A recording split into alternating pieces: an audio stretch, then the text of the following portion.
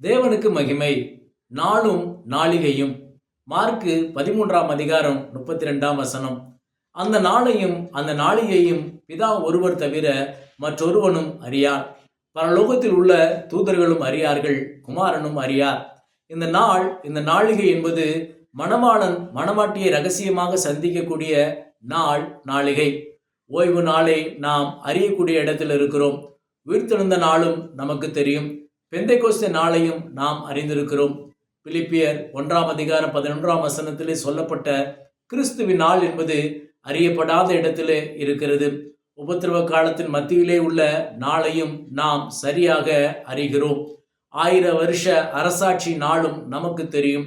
1000 வருட அரசாட்சியின் முடிவிலே உள்ள வெள்ளை சிங்காசன நாளையும் நாம் கற்றிருக்கிறோம். ஆனால் இங்கு அந்த நாளும் நாளிகையும் என்பது அறியப்படாத இடத்திலே இருக்கிறது. 1000 ஆண்டு அரசாட்சி என்பது எதிர்பார்க்கப்படும் ஒன்று. அதற்கு முன்பாக 7 ஆண்டு உபத்திரவ காலம். அந்த உபத்திரவ காலத்திற்கு முன்புதான் இந்த நாள் இருக்கிறது. ஒரு நாள் 1000 ஆண்டு என்றால் 6 நாள் 6000 ஆண்டு என்று சொல்லப்பட்டிருக்கிறது. 6000 ஆண்டிலே 7 வருட உபத்திரவ காலத்துக்கு முன்னுள்ள ஆண்டு என்று நாம் கணிக்கலாம். அதனுடைய அறிகுறிகளை ஆண்டவர் இந்த பூமியில் ஊழியம் செய்த நாட்களில் தெளிவாக பேசியிருக்கிறார். மத்தேயு 24ஆம் அதிகாரம் 3ஆம் வசனத்திலே, உம்முடைய வருகைக்கும் உலகத்தின் முடிவுக்கும் அடையாளம் என்ன என்ற சீஷர்களின் கேள்விக்கு தொடர்ச்சியான வசனங்களிலே ஆண்டவர் விளக்கங்களை கொடுக்கிறார்.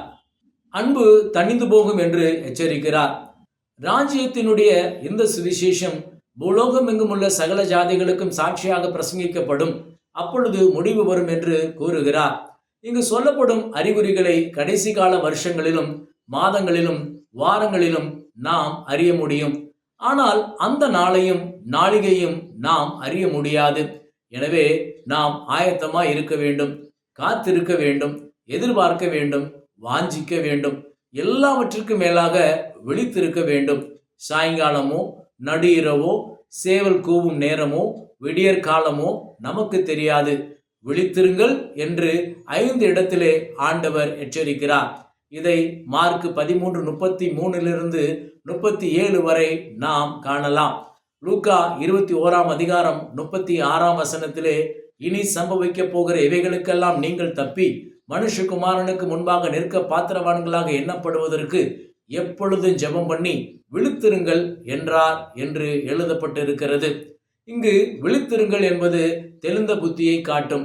1 பேதுரு 1ஆம் அதிகாரம் 13ஆம் வசனத்திலே, நீங்கள் உங்கள் மனதின் அறையை கட்டி கொண்டு தெளிந்த புத்தி உள்ளவர்களாய் இருந்து இயேசு கிறிஸ்து வெளிப்படும் போது உங்களுக்கு அளிக்கப்படும் கிருபையின் மேல் பூரண நம்பிக்கை உள்ளவர்களாய் இருங்கள் என்று பேதுரு எழுதுகிறார்.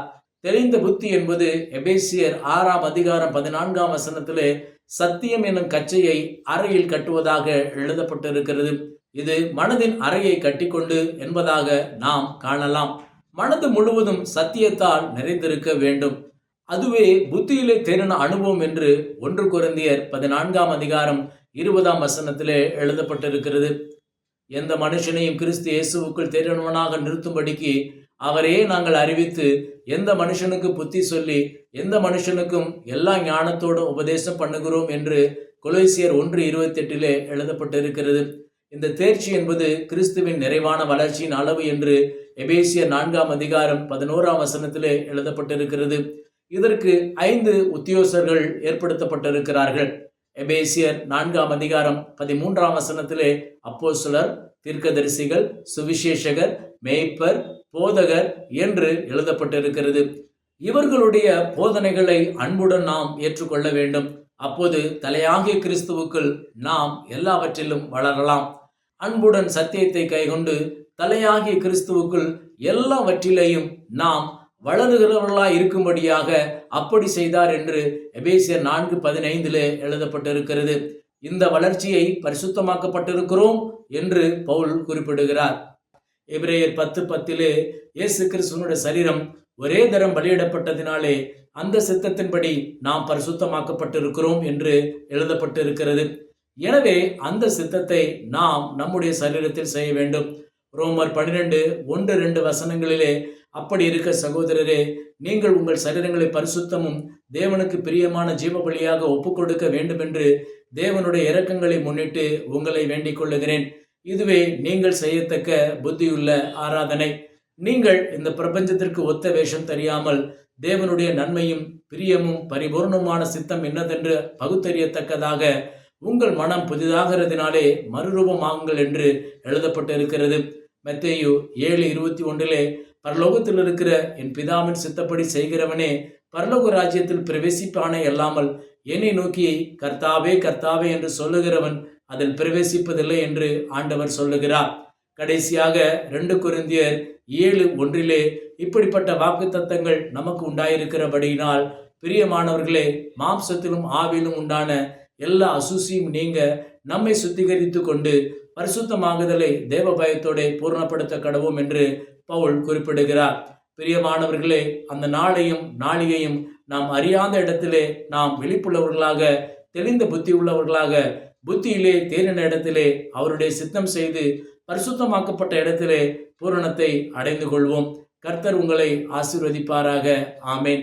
தேவனுக்கு மகிமை உண்டாவதாக.